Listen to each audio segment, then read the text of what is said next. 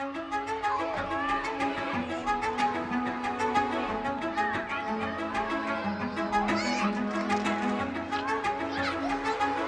notre époque, bien des savoirs sont enseignés à l'école, mais est-ce que l'on inculque vraiment aux enfants des valeurs comme l'empathie, la compassion ou la paix? Ce film explore une série d'expériences menées dans différents pays, où un projet pédagogique met en avant l'éducation à la culture de paix dès les premières années de la scolarité.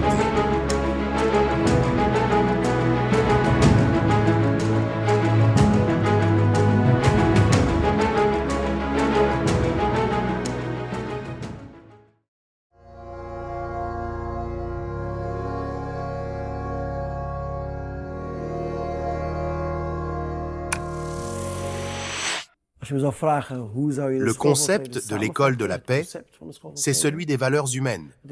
Justice, compassion, amour, respect, solidarité, tissés dans l'éducation quotidienne. À l'école, nous apprenons la langue. Mais la langue n'est pas seulement un moyen de discussion et de gagner un débat.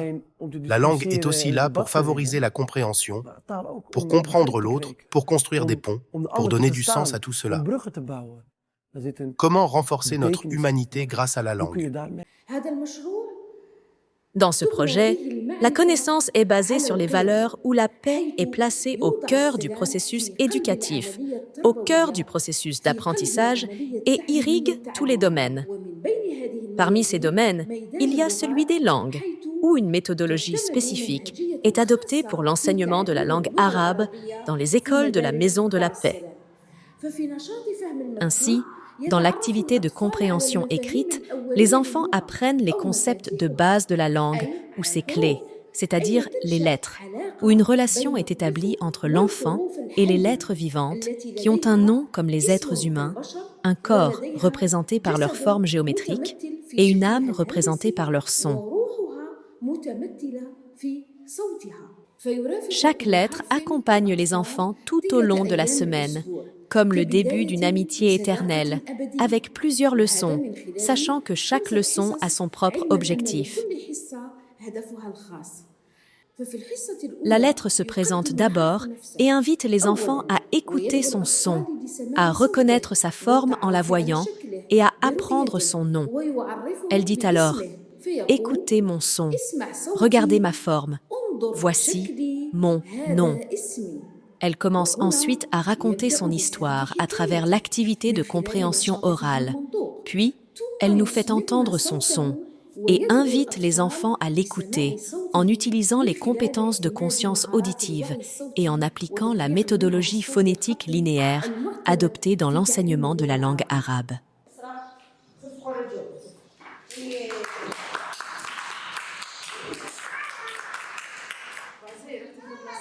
La leçon suivante concerne l'étape de la correspondance phonétique, où la lettre nous présente son image linéaire, expliquant qu'elle commence par un point né de l'encre du stylo. En disant par exemple « Je commence par un point sur la ligne secondaire et je me dirige vers le bas jusqu'à la ligne principale, et ainsi de suite, selon les règles de tracé de chaque lettre. » À ce stade, il est essentiel de ne pas négliger les étapes préliminaires qui précèdent en l'écriture. En demandant aux enfants de dessiner la lettre avec de la pâte à modeler, sur le sable, etc. Le sens du toucher est impliqué dans la reconnaissance de leur nouvelle compagne, car les sens sont les fenêtres par lesquelles l'enfant se connecte au monde extérieur et donc se lie à sa nouvelle amie. Le modèle pédagogique de cette éducation à la paix cherche à créer l'harmonie et l'équilibre dans la conscience de l'enfant en se basant sur 3 axes: la paix avec soi-même, la paix avec les autres et la paix avec l'environnement. Les 3 axes sont complémentaires. Ce n'est pas une question d'avoir des connaissances, ce n'est pas une question d'avoir des réussites, c'est plutôt une question d'être et de former un être humain qui est équilibré, qui est serein et qui va dans la vie de manière tranquille, qui chemine, sans blesser qui que ce soit. Au contraire, qui apporte de l'aide à ses voisins, qui apporte de l'aide à tous ceux qu'il rencontre. La base et de la construction de la société. C'est l'éducation. L'éducation à la culture de paix. C'est l'économie de la paix. Et c'est la médiation. Et c'est aujourd'hui qu'il faut travailler pour faire émerger une nouvelle conscience qui permettra, et de semer cette graine dans la conscience de nos enfants, d'élargir leur horizon, de les ouvrir à un monde pluriel, par le respect, par la dignité, par l'échange, par la coopération, par la synergie. Il y a tellement de valeurs dont on a besoin de nourrir aujourd'hui la conscience de nos enfants pour qu'ils évitent le drame et la fatalité des guerres, des violences, des injustices dans lesquelles l'humanité a chaque fois chuté et elle l'a payé très cher.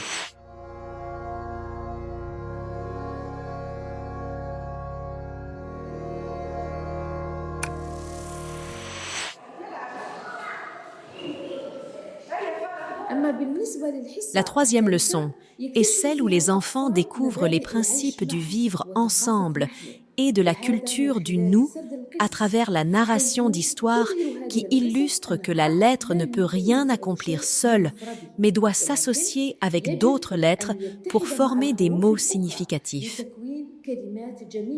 Ainsi, l'enfant comprend l'importance du lien pour créer du sens. Les lettres deviennent également les connecteurs qui relient leurs noms et les aident à comprendre les belles significations et les connotations de ces noms.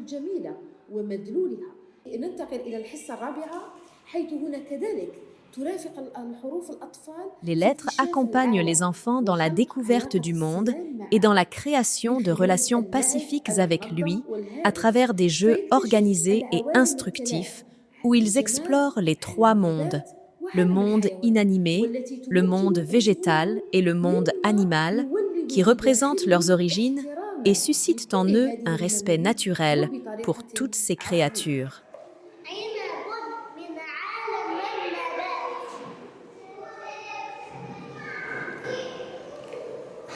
La nature offre d'incroyables opportunités pour apprendre, découvrir et pour gagner la confiance en soi. Par exemple, vous pouvez planter une graine vous-même, l'arroser vous-même, la voir grandir, avoir le sentiment que vous n'êtes pas seulement proche d'elle, mais que si vous appliquez un effort, vous la verrez grandir entre vos mains. Et je pense que si les enfants apprennent cela dès leur plus jeune âge, ils resteront connectés tout au long de leur vie. Je crois que les cours en plein air contribuent au développement des enfants, car l'apprentissage y devient naturel. Parce que lorsque nous sortons, toutes sortes de choses arrivent. On découvre des coccinelles, on compte leurs points, et tout se passe naturellement.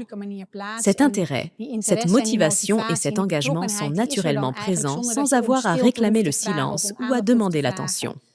Je pense qu'en s'engageant avec la nature au quotidien et en prenant soin d'elle, que ce soit de petites plantes ou autres, l'étude des papillons, des bourdons, des abeilles, on se sent de plus en plus partie intégrante de la nature et on en prend beaucoup mieux soin. Je pense qu'il est important de consacrer plus d'attention à cela. Nous pensons qu'il est très important de faire des excursions avec les enfants, car c'est ainsi qu'ils entrent en contact avec la vraie vie. Et tout ce qu'ils apprennent devient en fait porteur de sens. Ce que j'ai vu dans mes écoles précédentes, c'est que l'on présente par exemple des images d'une vache et des vidéos.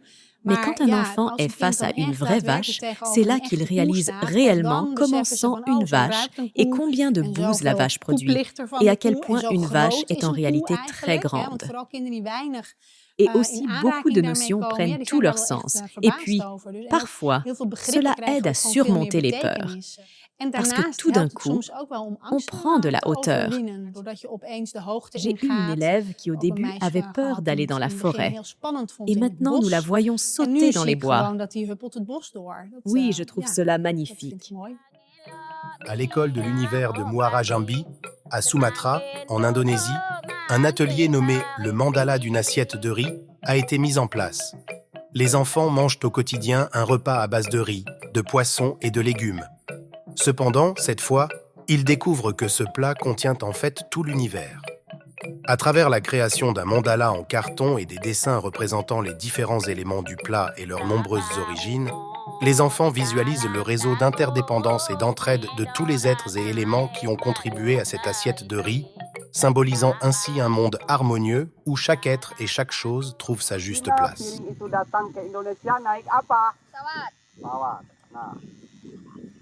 Bagaimana bentuk tulisan nasi dalam bahasa Cina? Ok, silakan. La pédagogie de la culture de paix emploie diverses stratégies didactiques, dont le jeu d'éveil à l'altérité. Le jeu d'éveil à l'altérité répond aux besoins naturels de l'enfant de jouer et lui fait découvrir la joie d'interagir avec les autres. Les jeux coopératifs sont des jeux d'éveil à l'altérité, c'est-à-dire on va gagner tous ensemble ou on perd tous ensemble. Mais il y a cette notion d'être ensemble. C'est-à-dire qu'on va passer de la philosophie du jeu, du moi égotique, du moi-je, à la philosophie du nous. Nous allons gagner ensemble. Nous, ça peut être nous deux, ça peut être nous le groupe.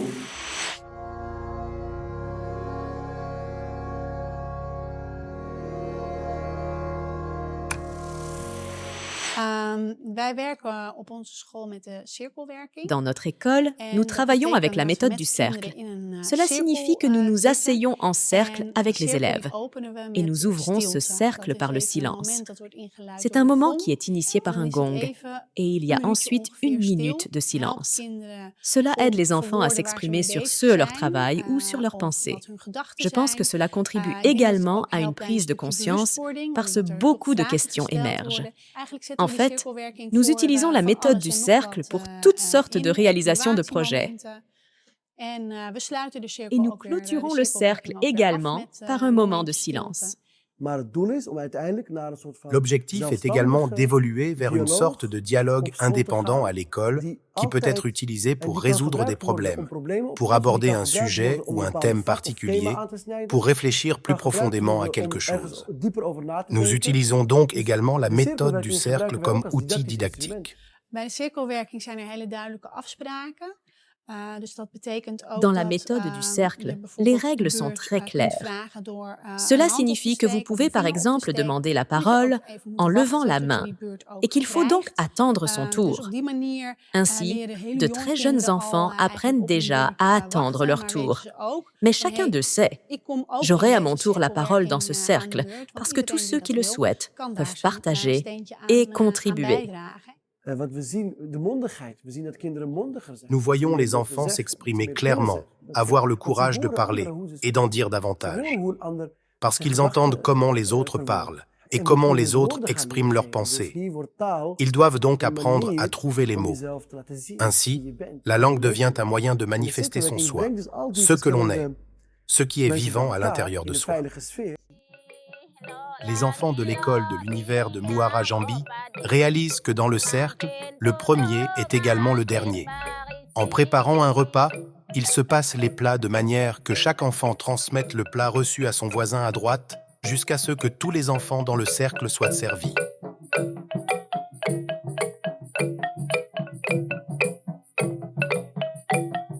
Cela illustre le principe selon lequel le premier et le dernier se rejoignent dans le cercle, favorisant ainsi le développement de la patience, de l'attention à l'autre et de la fraternité.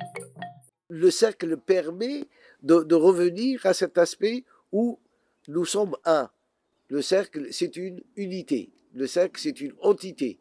Et chacun va essayer de faire en sorte d'y participer, de construire ce réseau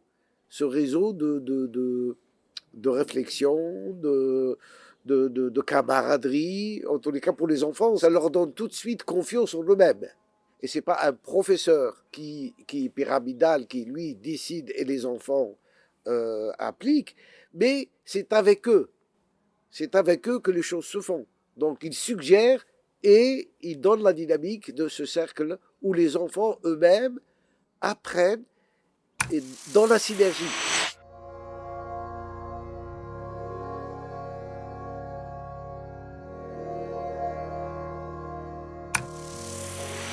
À la cantine, il s'est produit un événement entre deux élèves qui s'étaient bagarrés suite à un verre d'eau qui était tombé malencontreusement sur un élève. Il y a eu une bagarre, une grosse bagarre. Les élèves étaient montés sur les tables, ça avait généré beaucoup de bruit, beaucoup de peur aussi pour les plus petits, les petites sections. Et les enfants, les élèves de ma classe, ont chanté spontanément la chanson de la licorne. Tout doucement, de plus en plus fort. Et les autres étaient éveillés. Ils les regardaient. Ils les regardaient parce qu'ils ne comprenaient pas. J'ai expliqué d'où venait cette chanson pour calmer le climat de la classe. Donc c'est venu d'eux-mêmes. Comment penser que des enfants de maternelle puissent être médiateurs en cas de conflit? Car normalement, le médiateur, c'est le maître, c'est la maîtresse. Eh bien non. Lorsqu'il y avait un conflit entre deux enfants de moyenne section, naturellement, un enfant de grande section venait et essayait de réconcilier, et souvent avec succès. Donc cet enfant de grande section devenait médiateur. Et on a vu qu'il y a eu 3, 4, 5 médiateurs spontanément qui se sont proposés dans la classe et qui ont eu des réussites. Dans une guerre, il n'y a pas de gagnant ou de perdant. Il n'y a que des perdants. Comment aujourd'hui interpeller la conscience de chaque être humain en disant qu'il faut investir dans le vivre ensemble en paix. Il y a des académies de guerre, il y a des académies de toutes sortes, sportives, du football ou de toutes choses, mais il n'y a pas des académies de paix. Une autre stratégie utilisée dans cette pédagogie est l'apprentissage aux solutions. Cette approche change le paradigme de résolution d'un problème en celui de recherche de sa solution. Elle enseigne à l'enfant que les situations difficiles sont des opportunités pour mettre en œuvre la pensée avec les apprentissages acquis afin de surmonter les obstacles et favoriser son développement personnel continu. Donc en mathématiques, on parle plutôt de résolution de problèmes. En fait, c'est de la résolution de problèmes, mais vue d'une manière positive. Là, on ne parle pas de problème. On parle d'apprentissage aux solutions. C'est une autre manière de voir, c'est une autre manière d'aborder une problématique. C'est-à-dire qu'on sait qu'il y a une solution à tout. Et imaginez, c'est extraordinaire, imaginez un enfant, depuis sa petite enfance, qu'on aura habitué à voir dans toute situation problématique une solution. Imaginez ce qu'il va devenir.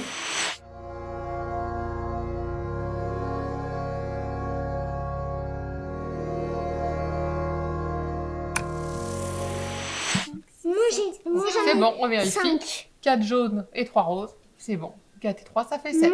3 bleus et 2 roses, ça fait 5. À partir d'une activité pour initier les enfants à la notion du nombre dans l'univers des mathématiques, Violaine va utiliser les pétales d'une fleur pour comptabiliser les actions positives de chaque élève dans la classe. Et ainsi, la fleur va rejoindre les autres fleurs des autres élèves sur un mur vert qui symbolise la prairie. Ce projet apprend à l'enfant l'action commune à dimension universelle. la fleur égale un élève. Recto, verso. Sur la tige est inscrit le nom de l'élève. À chaque action positive, un pétale venait s'ajouter, etc., etc. Une fois que la fleur était formée, nous la collions sur le mur de la classe, sur un fond vert qui symbolisait la prairie. Les élèves veillaient vraiment, ils vérifiaient qui est leur prénom, l'action correspondante. C'était surtout au début. Après, c'était devenu plus naturel. Voilà. Et même ensuite, à la fin de l'année, voilà, c'était fluide. Seul, j'irai plus vite. Mais ensemble, nous irons plus loin. Donc c'est magnifique. Et je vous assure, pour des enfants, ça parle. Peut-être là, on me dit, oh bon, c'est de la philosophie, mais pour un enfant, il voit déjà le paysage. Seul, j'irai plus vite. Je vais courir, parce que les autres, là, ils n'ont rien compris. Moi, je sais faire ça, seul. Et c'est vrai que je peux aller plus vite, mais ouf, je vais m'arrêter quelque part. Mais les autres vont arriver, tiens, comment ça se fait, tu es là tout seul? Viens avec nous. Ils vont me porter, ils vont m'entraîner. Et là où je vais être, peut-être, je vais m'épuiser, ou là je vais plus avoir aucun espoir, eux vont me pousser, ils vont m'avancer. Et effectivement, avec eux, j'irai plus loin. Donc, le je, le eux, deviendra le nous. Empathie, c'est une notion difficile à comprendre en maternelle, mais ils l'ont compris. Alors, avec des supports, il faut qu'il y ait du visuel pour les enfants. Donc, la prairie, des albums là comme les Choudoudou, ils ont besoin de visuel. Il faut que ce soit plus concret pour eux. Enseigner, certains le disent, bon, c'est un sacerdoce, c'est-à-dire qu'on le porte toute sa vie. Donc, améliorer la pratique éducative, évidemment, ça a un retentissement extraordinaire sur la vie d'un enseignant. Et c'est pareil, en tant que parent, trouver ses enfants plus épanouis, heureux d'aller à l'école, heureux de travailler, heureux de bâtir des projets, bien entendu, ça intéresse les parents. Donc, l'accueil est favorable. Le monde aujourd'hui se divise. Il est dans les oppositions. Il est dans les guerres. Et il y en avait 11 au début du siècle. Maintenant, on ne les compte plus. Et combien de sang va pouvoir couler jusqu'à ce qu'on prenne conscience que c'est pas le chemin qu'il faut prendre. Il faut prendre le chemin et construire le chemin du vivre ensemble en paix. Au moins donner cette chance aux générations à venir.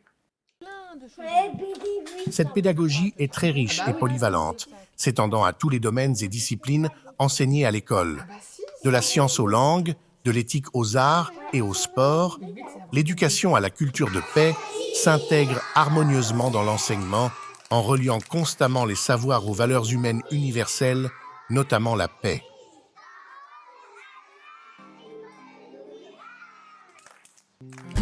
À quatre pattes comme la licorne, face au vent, et tu as les yeux fermés, tu respires doucement, tu n'as pas peur des tempêtes, des ouragans.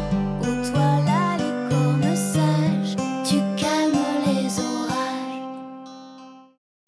Ton dos se creuse lentement et tu respires en baissant la tête et tu lèves tes fesses doucement et tu tends tes jambes gentiment et tu souffles en souriant.